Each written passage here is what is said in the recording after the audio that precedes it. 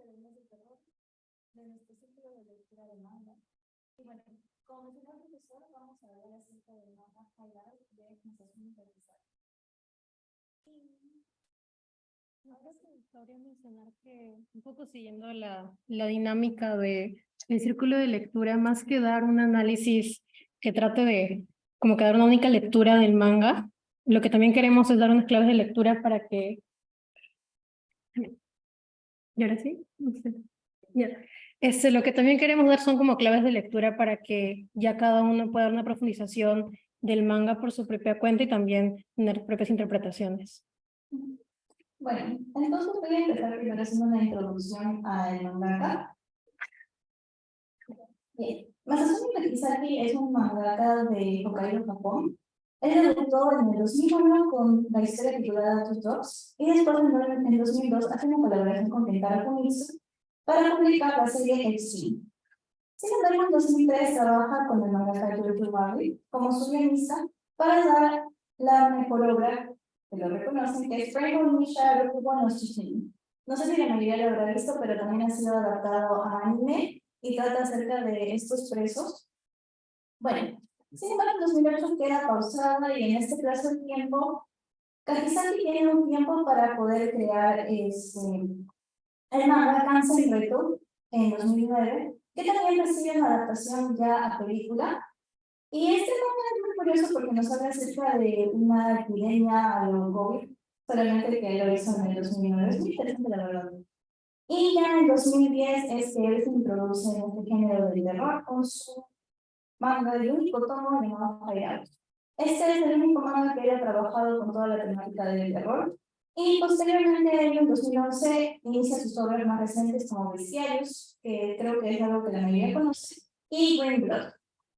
Ahora, aunque en 2010 recién se introduce el género del terror en sus mangas o el horror, se puede ver que siempre ha mantenido cierta conexión con lo que es el thriller psicológico ya desde el 2003 que empieza a trabajar con George Orwell. Y bueno, creo que es muy importante hablar un poco acerca del epílogo. No sé si todos habrán llegado a leer el manga, pero si no, el epílogo es muy interesante porque te dejan entender cómo es que esta es la primera vez que se acerca al género del horror y la verdad lo hace bastante bien.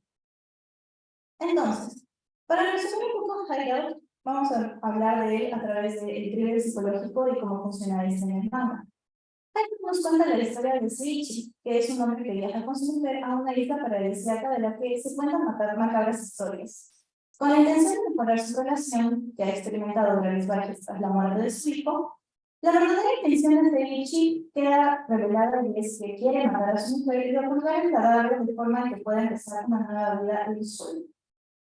Ahora les voy a hablar un poco acerca de la introducción del terror psicológico en el libro. Bueno, como ha mencionado Paola, inscribimos un poco Hideout dentro de este género que podemos decir que es un subgénero de la ficción terrorífica que centra su atención en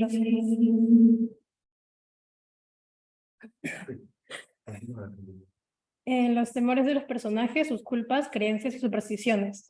De esta forma, este subgénero se va a vincular con los miedos y repercusiones mentales de los personajes involucrados en la narración, hablando tanto del protagonista como de los otros involucrados.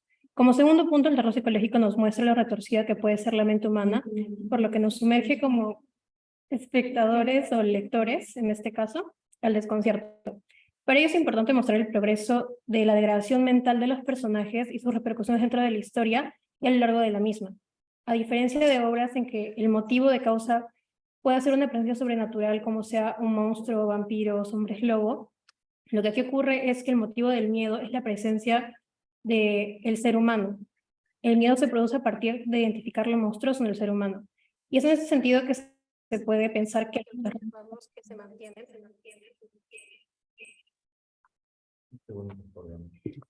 Bueno, más que técnicas, disculpen. Y ahora sí, creo. Ah, no. No. Bueno, esto también es parte del terror.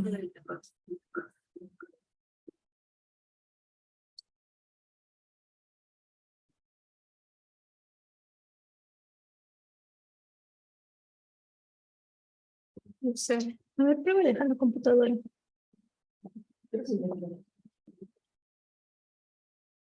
¿Ya está? Sí, a ver, más acá. Porque puede ser. Un poco puedes hablar para meditar. Hola, por si acaso. Por si acaso. Por si acaso.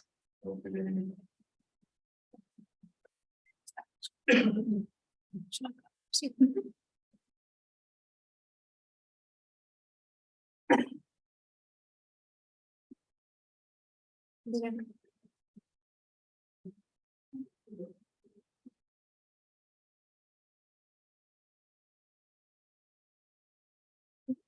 Bueno, un poco, supongo que resumiendo los puntos anteriores, es que no se escuché muy bien, es que este género básicamente pone su atención en los temores de los personajes, sus culpas y creencias y supersticiones.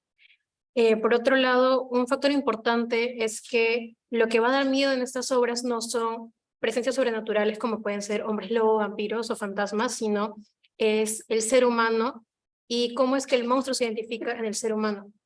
Y en este sentido que se puede pensar en algunos rasgos que mantienen en común con el gótico tradicional tal vez, en que el monstruo no es algo que asusta porque está ahí, sino que es una especie de metáfora de los conflictos del personaje o de la sociedad o de cómo es que el personaje se introduce en la sociedad. Por otra parte, en lo que respecta al lector o al espectador de estas obras, este se estremece ante la exposición de miedos y vulnerabilidades comunes o universales, centradas principalmente en las partes más oscuras de la psique humana, que la mayoría de personajes remite o niega. Y como se verá delante de Hideout, se va a vincular esto con la revelación de las intenciones de Seiichi y cómo es que a lo largo de la trama también vamos a ver esta reconstrucción de la misma historia. Por otro lado, otro elemento que podemos encontrar concretamente en Hideout es el tema del suspenso psicológico o thriller psicológico, que es un subgénero del suspenso que generalmente tiene como tema central un enfrentamiento o juego entre los personajes en el que la inteligencia o los aspectos intelectuales tienen mayor relevancia. Un poco citando a Luker sobre el suspenso en el cine es tensión bipolar, lo que significa el estado de mantener energía en una forma lista para ejecutar dos acciones opuestas, las cuales se interponen entre sí e involucran culpa, ansiedad y otros miedos específicos que han surgido de haber atado esta ansiedad a objetos particulares y eventos que ocurren dentro de los paneles. Esta definición propone que el suspenso es el resultado de toda una construcción en que la historia tiene como objetivo hacer que el espectador o el lector se sienta pegado a la historia y a sus protagonistas y no quiera dejar de ver hasta encontrar la catarsis que ocurre hacia el final de la historia. Más adelante vamos a retomar con este término debido a la construcción del suspenso a lo largo de la obra.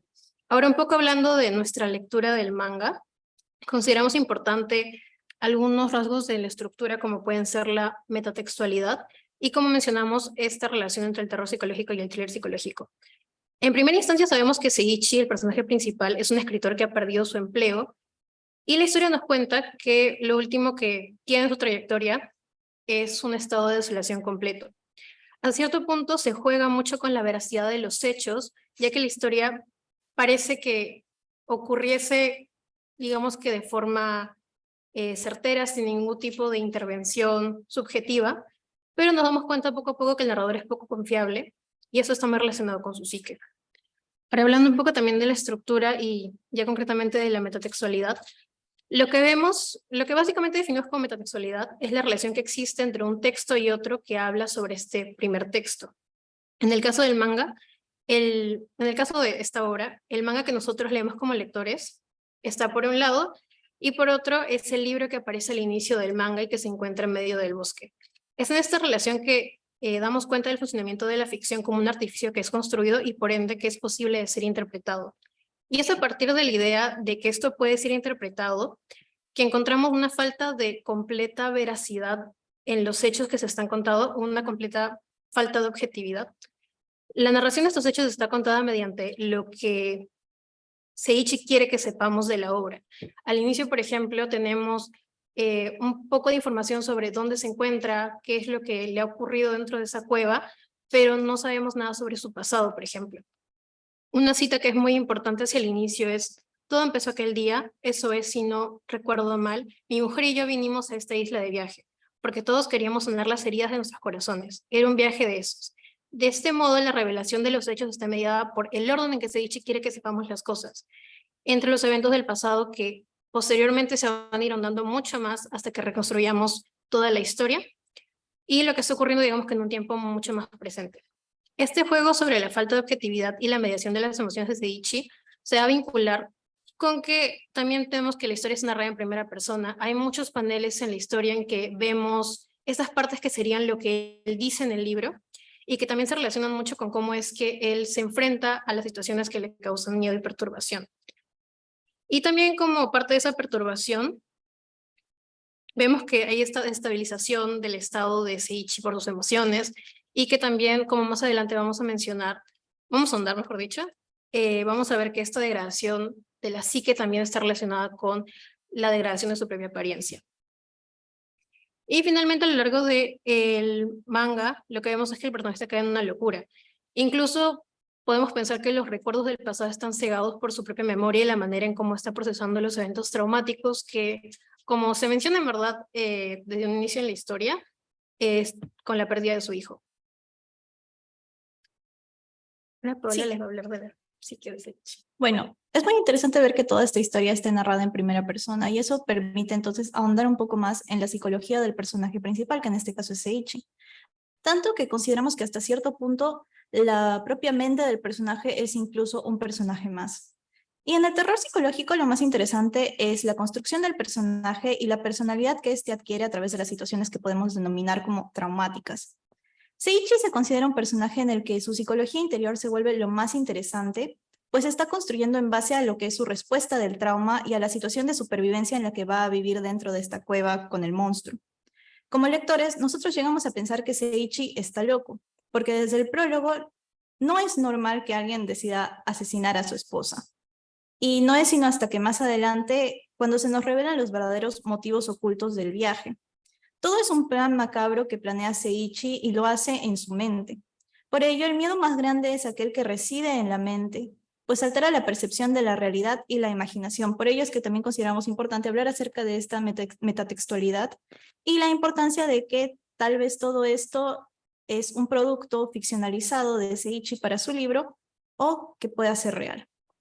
Tanto Seiichi como los lectores están constantemente expuestos al desconcierto por los giros de trama que se dan en la obra. Y esto nos puede llevar a ver lo retorcida que puede llegar a ser la mente humana de Seiichi.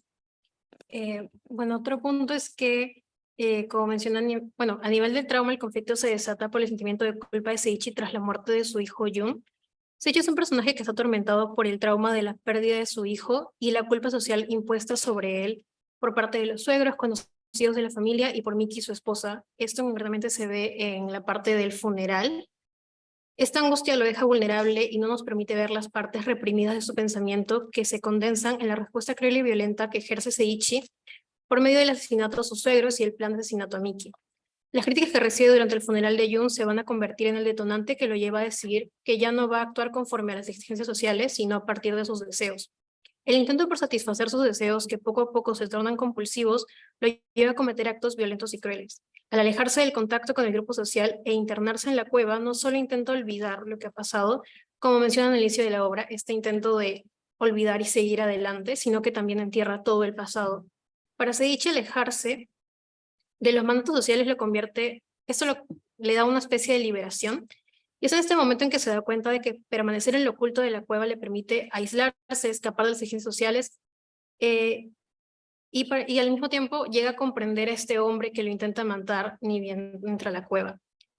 Tanto Seiichi como este hombre encuentran una supuesta libertad frente a las normas, frente a la culpa, frente a las exigencias. Y esto, por el lado de Seiichi, le permite la construcción de una ficción en la que puede satisfacer ese deseo y, digamos, que liberarse de ese trauma en el que él no pudo ser un buen padre que pudo salvar a Jun. Ahora, la locura del personaje y el pensamiento desconectado se complementan con los fragmentos de información que se nos brindan. Esos nos siguen una línea temporal fija, la información se nos da de a poco, hay momentos en que sabemos un poco del pasado de Seiichi, continuamos con esta línea temporal en que son perseguidos por este hombre que vive en la cueva, hasta que ya tenemos, digamos, que el retrato completo.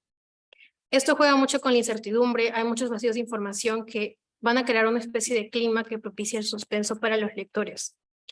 Y bueno, en el terror psicológico lo que también se espera es que el espectador tenga miedo, no tanto por las cosas, sino por ir descubriendo poco a poco lo que va pasando y concretamente lo que va pasando con el pensamiento del protagonista.